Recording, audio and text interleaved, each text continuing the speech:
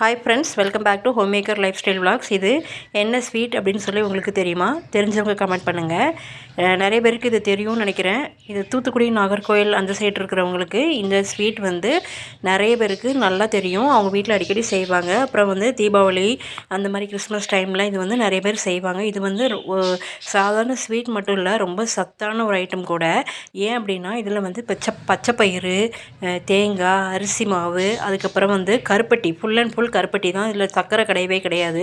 கருப்பட்டியை வச்சு தான் இதை நல்லா ஒரு பால் மாதிரி, அதாவது பச்சைப்பயிறு நல்லா வறுத்துட்டு, அரிசியையும் லைட்டாக வறுத்துட்டு அதை நல்லா கையிலேயே குத்தி, அதாவது கிரைண்ட் பண்ணிவிட்டு, அதுக்கப்புறம் அதில் கருப்பட்டி பாகு காய்ச்சி அந்த பச்சைப்பயிறு கூட நல்லா மிக்ஸ் பண்ணி தேங்காய், எள் இதெல்லாம் வறுத்து அதில் உள்ளே போட்டு நல்லா ஒரு கலவை மாதிரி, ஒரு பால் மாதிரி பிடிச்சிட்டு, கொஞ்சம் மைதா மாவை வந்து கொஞ்சம் லைட்டாக தண்ணி ஊற்றி அதை நல்லா ஒரு தோசை மாவு பதத்துக்கு கொண்டு வந்ததுக்கப்புறம் இந்த உருட்டி வச்ச பால் எடுத்து அதுக்குள்ளே முக்கி எண்ணெயில் சுட்டோன்னா சூப்பரான ஒரு ஸ்வீட் நமக்கு தயார். இது ரொம்ப வந்து நமக்கு சத்தான ஆரோக்கியமான ஸ்வீட். கண்டிப்பாக நீங்களும் வீட்டில் செஞ்சு பாருங்கள்.